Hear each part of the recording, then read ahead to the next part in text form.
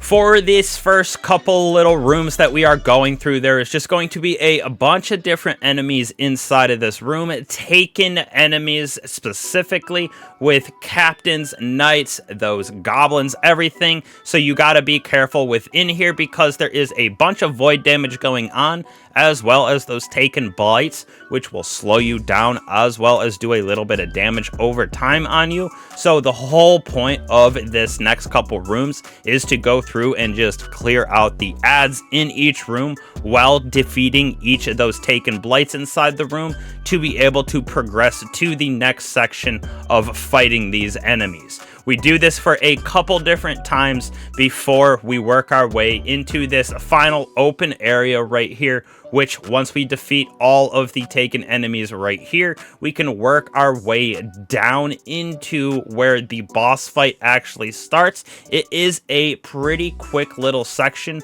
with this ad clear here. The longest part is definitely the jumping puzzle, getting to this part, and then the boss fight can take a little bit, especially on legendary, but just make sure you are clearing out all of the ads in these rooms as you progress. Shoot those blights as you go, so it'll allow you to progress to the next room, and then you will work your way to this big old gigantic dungeon where we have 3 different bosses that we will end up fighting.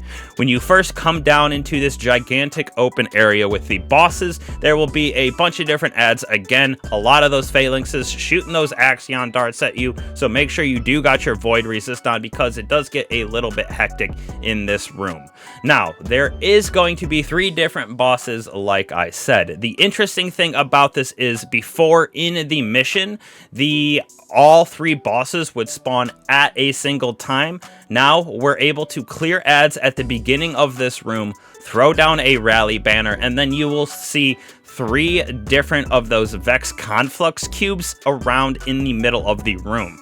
These relate to each of the bosses, so when you shoot and break one of the cubes, it'll summon one boss at a time. If you want to summon all 3 bosses at once, you can by breaking all 3 cubes, but it does make it super hectic in this room. Not that there's an extinguish timer in the normal version or anything like that, so it is very doable. You get a triumph for it as well if you do all 3 at once, but to take it easy, especially on the legendary version, you can do 1 at a time, and it makes it so much more manageable. But just in this final room, make sure you are clearing out all of those ads with the different blights, the 3 different bosses, and on each side of the room, on the left and the right, there's these little tunnels that you can go into to keep yourself safe from some of that damage. Especially if you're doing all 3 bosses at once, you're gonna have to dip and dive, duck, dodge, dip into one of these little tunnels here and there, get your health back, go out and fight. But nothing is done even after those 3 bosses. We got one more big boy to go through, so make sure to get all 3 of those bosses defeated. Then we will face our final boss, which is a gigantic ogre.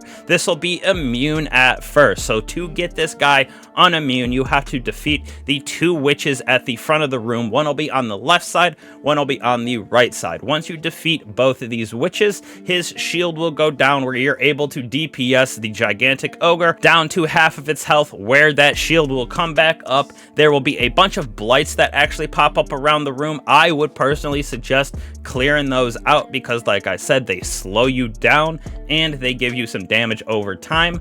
But all you have to do once his shield comes back up is defeat those witches again, which also respawn. Once both of the witches, one on the left, one on the right, is defeated, his shield will go down once again, and you are able to do your DPS. Doesn't have anything to do with the blights, but it helps a lot, in my personal opinion, if you get rid of those, because like I said, they definitely make moving around that room a little bit challenging, especially when there's ads being spawned and the ogre is lasering you with his eye beam. So once you defeat that final boss though, the gigantic ogre, go to that final chest and collect it. You will just automatically get the pattern for the Whisper of the Worm, which we are going to be able to craft this. And if you had the catalyst already from the previous version, you will automatically get it, which it is box breathing, which is a little different from the whispered breathing that we had back in the original version of Whisper of the Worm.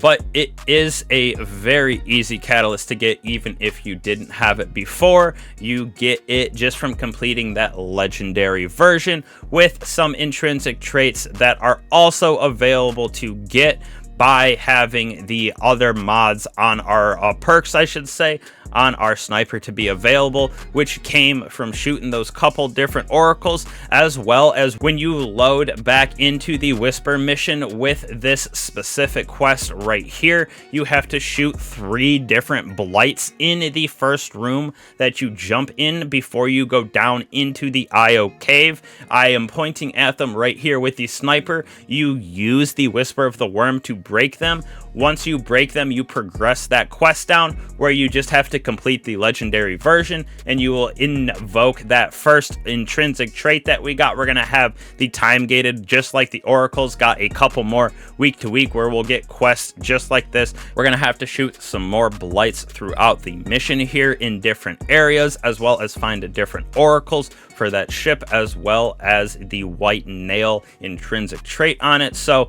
it is a very good weapon. It's going to be great for DPS. I'm excited to see what kind of different feels that it has with the different perks, because there are a bunch of different ones, as well as those intrinsic traits. Going to be very fun to use, and I think this thing is going to be pretty good for that DPS, especially when we are doing it far away, like a King's Fallen Oryx, something like that. So hopefully this helped you guys grab this Whisper of the Worm. It is a pretty easy mission. You get 40 minutes on normal, 20 minutes on the legendary, so legendary does get a little bit harder, but nothing too crazy, as well, as long as you're moving through that jumping puzzle with some haste. So I appreciate all you guys again for coming back to the channel. Means a lot to me. I'll catch you guys in the next one.